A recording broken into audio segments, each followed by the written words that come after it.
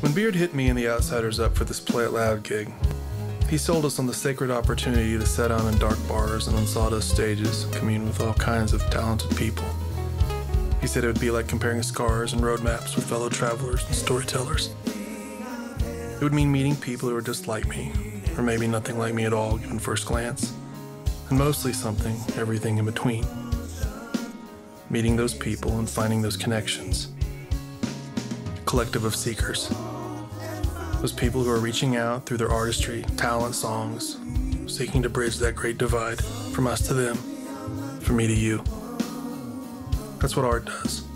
That's what music does. That's what Play It Loud is.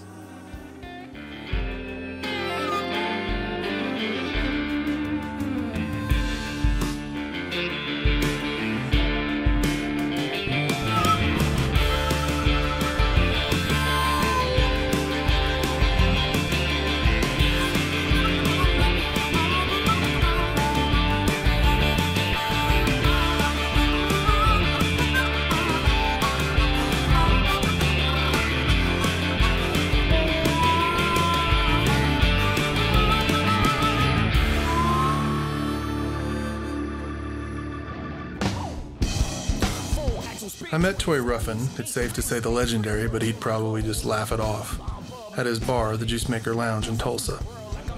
It's a cool joint with good shadowy corners and cold drinks. He's had it since 2019, said he wanted a place where everybody can show up and be comfortable. It was an early enough shoot, but it wasn't long before he's hosting us with shots and holding court. In this business, you go where the day takes you. Tori's got a showman's energy when he's sharing his experiences, and the man has had some experiences. He's got a chill, laid-back vibe, and he's funny. But there's a seriousness just behind his eyes. He's got perspective on the hard things, and he's seen a lot. He's a Tulsan now, by way of Austin, by way of Hollywood, by way of Detroit. I'm from a time where everything was on the radio at the same time, if you can believe that. Elton John, James Brown, the Isley Brothers, they were all on the same radio station. So we listened to everything, you know what I mean? We grew up with everything. So my sister had a hippie boyfriend, came over and brought over a Led Zeppelin record. And then my cousin was really into Jimi Hendrix. And the guy I started jamming with on guitar, he was in the Rush. So we would go in the basement. And I had to fact check this with my friends in Detroit that I ran into a few years back. It's like, man, were we playing Rush and Jimi Hendrix and Ernie Isley in the basement? And sure enough, he's like, oh, hell yeah, y'all used to rock that shit, you know? So, yeah, man, so we would do that. And that's kind of how I got started, you know? Okay, so you're jamming in the basement. Yeah. When do you step onto a stage for the first time? I was in high school playing basketball and just kind of going through stuff. And then we moved to Palos Verdes in California, and I went down to the city one day and went into the music store and ran into a guy that played drums, and he lived in Inglewood. And I don't know if you're familiar with California. Inglewood's the city, is the hood, and Palos Verdes is the Beverly Hills where all the doctors live, you know. Okay. And my dad, he was a bus driver in Chicago, and through affirmative action became president of Xerox, and so we moved to California. I went from an all-black environment pretty much to, you know, being the only brother in Villa Park in Palos Verdes, and so that was kind of a culture shock, right? So I'm going down on my motorcycle to the music store, and I ran into a friend, drummer, and make a long story short, we started playing in the band, and then they used to have these concerts in the park, these battles of the bands. Everybody played in the band, damn near. You know, they had battles of the bands. So we went to the battle of the band. I wasn't good enough to be in the battle of the bands, obviously. But I saw a band that didn't have a guitar player, and I tracked them down to Washington High School. It's a Washington High, and these are my lifelong buddies. I auditioned for the band. I couldn't play very well, but they let me in the band because I had a van. Right. So they let me, and then our first gig was at Washington High School, and the kids, it was about, for some reason, a big assembly. It was maybe 1,000 kids or whatever, and they were just obviously happy to be on recess. But when we walked out and they came in, And when the curtain went up and they said, ah, like we were the Beatles, because they were just happy. They were kids happy to be out, you know. This was entertainment. I was like, I love this. This is for me. I knew right then that's what I had to do. Tori's able to name drop a who's who of talent with whom he shared some spotlight sunburns that could weaken your knees. From Prince to Fishbone to Whitney Houston, I could fill up a narrative with the notches in his musical bedpost. He worked Soul Train, was in the band Sexual Chocolate on Eddie Murphy's Coming to America, has been the lead guitarist for Morris Day and the Time for about 25 years. The man has a resume any musician would have a brain cell would kill to ascribe their name to. Icons, history makers, record setters, landscape changers. Not just people your cousin's roommate heard of once.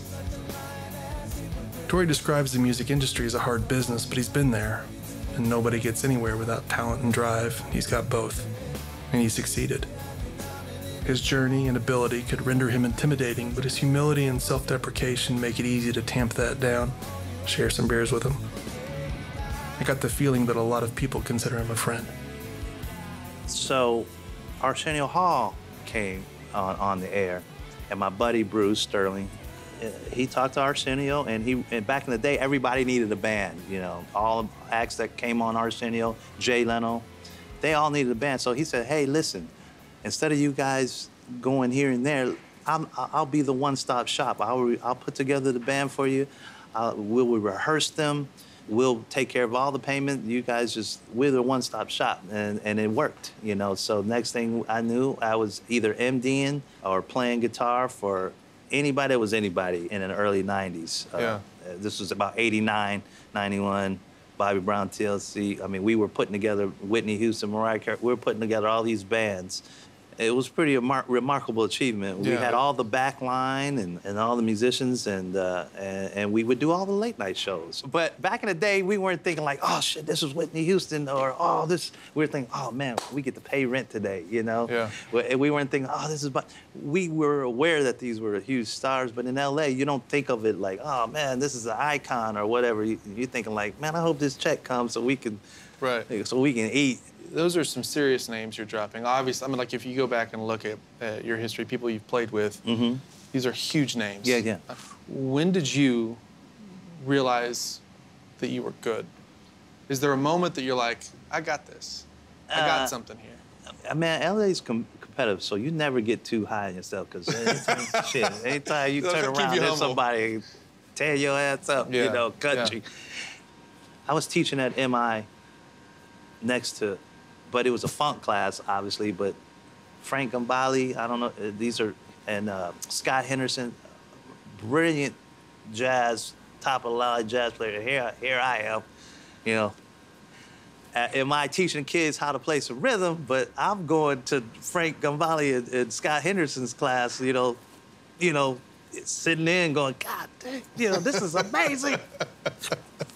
So my thing is, I knew I always had some pretty, I was funky. I'm gonna have to just, you know, that's what I got, cause I could play some funk, man, and I love the passion and the energy of rock music. I love it till this day. It's Freak Juice, but as far as solos and harmony and music, I love the tension and release of jazz, bebop, and that sound. But yeah, so your point, to your point, that's kind of my musical confidence or journey. Tori got his first guitar, a Gibson 355, from his grandfather off a defaulted payment in Detroit. He got inspired by his sister's hippie boyfriend's records, and his old man played sax, so somehow that all jumbled up and made sense. He says catching a Miles Davis gig at the Hollywood Bowl changed his life. The tension and release and resolve of the jazz bebop got into his bones, fused with the passion and the energy of rock music that he loved. His current project, Freak Juice, has been a trio since 2003. With Charlie Redd on bass and Stan Ferry on drums, Juice blends an amalgamation of jazz, funk, hip-hop, rock, whatever Tori's feeling compelled by at the time. A few years back, they added Chris Simpson as an MC, completed the sound. No shows on the road, I get a little time to chill. I was going up north to play. The guys did not know who the time was. They were young players, and I was like, man, put this on. And then we listened to it up and down. And on the way back, this is another weird true story. It's like Morris was on my answer machine when I got home. Hey man, I'm putting together the time. You want to come down and play? I was like, damn. Okay, great. And I was like, and so I went down. I didn't have to listen to it because me and my buddy Charlie Red, we used to play in the cover band, playing all the time music. So I went and got the gig. And then years later, I was on the road with Morris, man, and I ran into Charlie. He was on the road with Jimmy Vaughn. We were staying at the same hotel, and he goes, man, I see you doing your Freak Juice thing, man, in L.A. Man, you ought to come to Tulsa. And I was like, Tulsa, Oklahoma? I said, you in Tulsa, Oklahoma? He was like, yeah, man, I'm telling you, it's hot. It's just like Austin was. I'm like, man, I ain't coming to no Tulsa, Oklahoma. You must be out your damn mind. And then he kept bugging me, and one day I went down there, man. Now, I don't know if you guys know anything about LA music scene, the live original music scene, but if you don't, let me tell you about it. So there's that pay to play, there's 5 bands a night, you know, the security and everybody treats you like shit. Drinks are $20 a pop. Parking is $20 a pop. You've got to pay people to rehearse. It's just a nightmare. Like you lost me at the drinks, $20 a pop. There you go. I mean, me and Jelly Bean was on the road one time. We were checking out my buddy Pocket, and we ordered a Grey Goose and cranberry. It was $38. I was like, oh Lord, welcome back to LA. Anyway, so I said, okay, I'm coming down. He said, I got a bad drummer, man, and I'll play bass for you. I was like, yeah, okay, cool. Come down there. So I get here a night early, and we go to the Mercury Lounge. And I go and I said, you know, I was about to order a drink. Hey, man, I need a Grey Goose shot and a beer. Just cool, man, $5. I said, no, man, I need a Grey Goose shot. It's like $5. I'm like, I'm home. $5! Charlie Stan, drinks for everybody. Right. This very next night, we're playing. We had a captive audience, and people were digging our original music. We were the only band. I got to play 2 sets of original music, man. The house was loving it. Every 3 songs, the owner would come up there, what you drinking? What you drinking? He would bring us shots, and we would play. And then after the night ended, he came up and handed me like $600-700. I was like, touchdown. Right. I mean, you know, where else can I nurture and hone my craft, get paid for it, and you know, and have a good time. Right. I was hooked. After a while, we picked up and headed to the Shrine for a few more cold pops and conversation. It's a happening area, about 2 miles from the Greenwood District in Tulsa. The Greenwood District. That's where the race massacre happened back in 1921. For a while, they called it the Tulsa Race Riots because maybe that looks better on paper. Easier to swallow, I guess. We met up with Chris, Tori's MC. There was a lot to talk about, more to listen to. It was the kind of uncomfortable you need, I imagine. Freak Juice was a trio. It was my 2 buddies, Stanley Fury and Charlie Red, and I met Tori through Charlie. Charlie invited me out to come check out Tori one night, and he told Tori I was a good rap artist. You know, Tori's very skeptical about, you know, just letting anybody on his stage. That's right. You got to be 100% on point. I was lucky enough to get up there, and I did a song, and he liked it. And I was like, this is great, because Freak Juice is an amalgamation of jazz, funk, hip hop, rock. Just about anything that I feel like playing, I'm gonna write to that style or do. And so, but with the trio, I felt like I needed another horn or another something, and Chris was the perfect fit. He's a great lyricist, MC. I loved, like, early on, Ice Cube, Death Certificate, Tribe Called Quest, all the hip-hop shit that spoke to something. Like most artists, I'm a sensitive guy, and I'm deeply affected by what's going on in the world. But I grew up in the 80s, so I got some of that party till you drop, Beastie Boys, you know. And so that's, you know, I kind of just do that. When I get off the road, I want to be free from all constraints, you know. I don't want to, you know, I've made him a living doing something straight ahead, R&B, it's this or that, you know. So when I get out the road, I want to just be able to play all my influences and styles, and that's what Freak Juice is.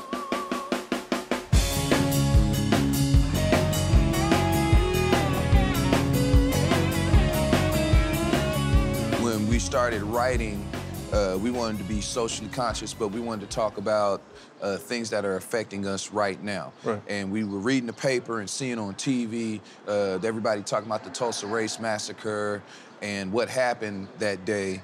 And it affected us to where we decided to sit down and write a song that would bring peace and reconciliation, as well as give people knowledge of what really happened. Yeah, but you knew about it, though. You had already known about it. And I was blown away, because I had never been taught about it in history, and I went to college, obviously, and nobody ever mentioned any such atrocities. So it really was, I was really blown away by how undercover it's been, or how they're trying to sweep, really just how it's been swept up swept under the rug. I guess. You know, I was really blown away by that fact. What we like to do is to talk about these things so they don't happen again. So these atrocities don't happen again. So people understand, you know, why this is important to not repeat itself, and with the country being so divided on social issues, you know, we're not here to save the world, but you know, if we can shed some light on and open up some minds through songs, why not, right? Exactly. And you know, and educate people to where they're able to make up their own minds through the truth. Right. You know, Yeah. we're just giving them just a little dose of the truth in our music. Lots of love, but some truth too. I mean, it sounds cheesy and hokey, and offer light at the end of that. But that's what we do. We offer light and love, man, you know, because that's what's gonna heal us. Freak Juice is all about love. Right. Love for music, Yeah. love for one another, you know, love for, you know, having a good drink and kicking back and relaxing. Right. You know. Yeah. But we also know who we are and where we're from. Yeah. You just put out an album, correct? Right. How much of that is socially conscious? It's really about 50-50, man. I mean, and it didn't really happen like that. I can go, okay, I'm gonna write half of social. It's like the murders. George Floyd and George Floyd, Ahmaud Arbery and I had wrote. Terrence I got a Crutcher. song called "Hands of Sky," and this was when this guy died outside selling cigarettes. That deeply affected me. And when a mom got shot running, that really messed with me. You know, they say some brothers got PTSD, and it might be true. You know, if you read the headlines too much and get involved in it, you know. Am I nervous when I get stopped? Oh, you bet you believe it. You know? Better. Yes, very. I felt a need to write about that. Now, did I constantly go, okay, I'm gonna have half and half? Nah, man. I write from the feeling, like whatever affects me, you know what I mean? And if I'm in a good mood, I love to write about dragons and fairy tales. Getting high and at the beach every day. If I could, I like to be happy, you know, I'm a happy. Yeah, I write from the heart. You know, I just write from my mood and my experiences. If I got a groove and this comes to mind, then that's how I put it down.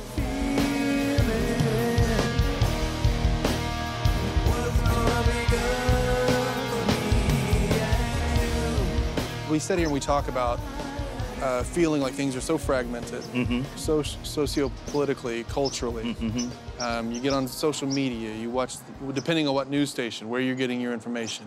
It feels like, yeah, we are getting sort of categorized and against one another and scared and angry and all of this. And this might sound so Pollyanna, but I'd love to hear your take on it. Where does music fit in with maybe helping to heal that? Well, or does it? Yeah. Music's always been used to heal and, you know, bring people conscious. From Stevie Wonder to Bob Dylan to Joni Mitchell, you name it. It's all Marvin Gaye. You know what's going on. You know, it's always been people that have come out and used the power of music, you know, to speak on, you know, what's going on in America. Right. But also used it to heal too. You know, it's like old gospel songs for me. You know, I love hearing them when I'm sad because, hey, it helps uplift me. That's right. You know, I'm not a religious person, just the soul of the music. Yeah. You know, sometimes listening to some blues with a beer helps me get over, you know, some hard times, especially, you know, dealing with a woman. The one kind of thing I think that everybody can get behind is some good music, you know? Absolutely. Everybody can get behind a good tune. And it's just like you said, it's so fragmented. And off camera, we were talking, I prejudged you just by the way you look. That's how bad it's gotten. I prejudged. I was like, oh man, here we go. Everybody does. For two with muscles, you gotta be with him. So, but I couldn't be even more wrong. It's like 360 degrees of who I prejudged you. So it's conversation, it's dialogue, it's music, and we try to put that conversation and dialogue in our music and heal and because it's all about a conversation. It's always about getting to know that other person, getting out your comfort zone, being accepting of other people's cultures and way of life, you know. But music can definitely bring that together. It's done that since the beginning of time.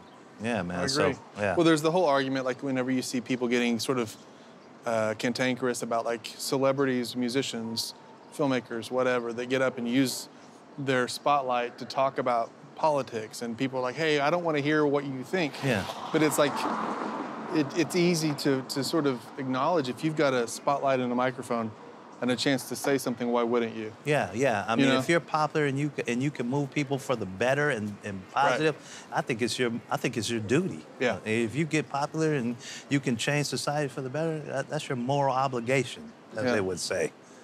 We all got some bad habits we need to unlearn. And nobody's perfect, man. You know, nobody. And there's people that you're not going to change their mind. Absolutely. So, you know, it's unfortunate. You're never going to change everybody's mind. But if you can get somebody on the fence, that's what we're trying to do. Pull them on over. Come on over, man. I dig that, You man. know what I'm saying? Yeah. When Outsiders got hit up for this gig, I was told I'd meet all kinds of people. Maybe folks with similar experiences chasing their dream. Maybe cats who lived a completely different life. But what I've learned over these past few years of sharing beers and swapping stories is how much closer we are than we even know. And it's comforting to find there are voices out there, talent out there, people like Tori and the eclectic brand of magic that Freak Juice drops, who open their doors for everybody, spreading that gospel of love. Tori says that music can help to heal us, that it's the kind of thing that can bind us and bring it all home. From us to them, from me to you. That's what it does. We should let it.